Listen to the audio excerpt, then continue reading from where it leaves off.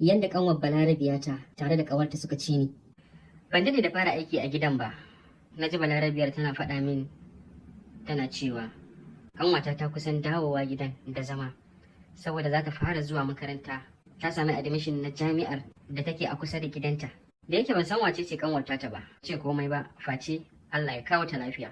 Ana nan bayan wani lokaci wata rana ina tashi da safe, sai Balarabiya ta kirawo ni, take ce min yau ne ranar da kanwata za ta zo. In je in gyara mata ɗakin da yake tsakiya. Ta san zai yi wuya ma ta yarda shiga ta zauna a cikin ɗakin, don ta san halinta ba ta da haƙuri ko kaɗan. A take na tafi ɗakin tsakiya.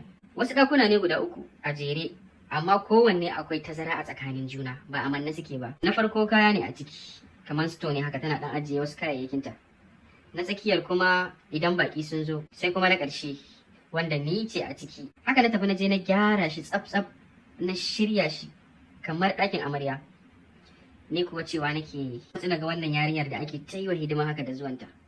Bayan na gama na yi wanka can da misalin bayan sallan azahar wajen la'asar haka, kawai sai ji muka yi an danne hondin mota wani ɗi da ƙarfi. Balarabiya ta tana ji ta ce min to ta zo. Da sauri muka fito, ashe mai gadi ma har ya buɗe gate. Ai kuwa sai ga ta shigo da mota da gudu, ji kake wani kiu, ta taka birki da ƙarfi ta tsaya.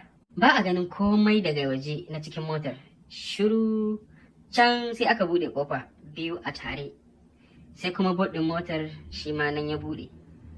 Ƙafafuwa ne suka fara fitowa da wani takalmi irin na manyan yaran 'yan matan Larabawa, sannan gangar jiki ta fito. Kai, gaskiya kana ganin ta kasan babbar yarinya ce. Kasan a Larabawan ma wannan babbar yarinya ce. Tare suka fito su biyu, ɗaya ta wannan, ita ta wannan kofar, wata kuma ta waccan kofar, ko kuma in ce ƙawarta ta ɗayan kofar. Amma fa wallahi kyawawa ne.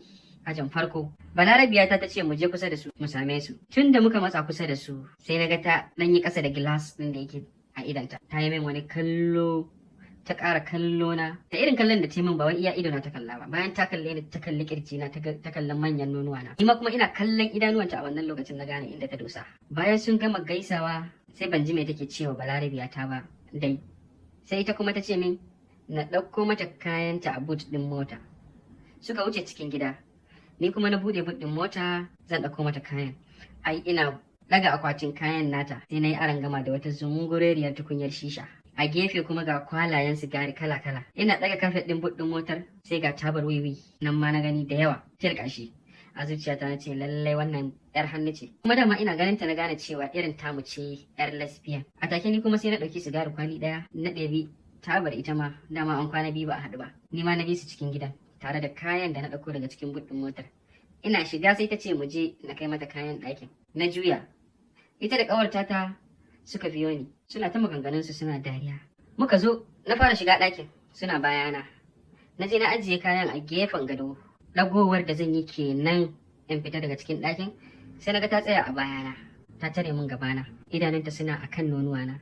Ta ga manyan nonuwa ba irin nasu ba. Sai kawai a daidai lokacin sai ganin hannunta na yi a kan nonuwana. Ta ce min kallo ɗaya ta yi min. Ta ce min kallo ɗaya ne miki. Na gane ko ke wace ce. Sai ƙawarta ta ita ma ta taso, ta matso, ta saka hannu a cikin aljihun wandona. Ai kuwa tana saka hannu a cikin aljihun wandona ta ɗauko kwalin sigarin da na ɗauko daga cikin bush ɗin motar, tare da tabar wiwi ɗin da na ɗauko a cikin bush ɗin motar nan.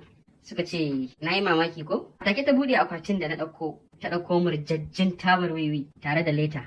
Ta kunna ta bani, ita ma ta kunna, ƙawarta ta ma ita ma ta kunna. Ai tun da na fara shan wannan tabar wiwin ban yi aune ba. Ganin mu ne akan gado, duka mu uku, babu kaya a jikinmu. Idan na dan bude ido na dan farfado sai dai in gan mu, sai dai in gani kawai a tsakiyar su. Idai tun da na sha tabar nan na fita a hayyaci na, amma ina dan farfadowa na ga alamun duri na ya ciwo. Nonuwa na sun ci ubansu da tabawa.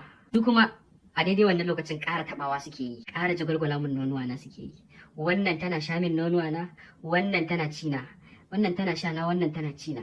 Tun magariba sai da gari ya waye sannan suka rabu da ni.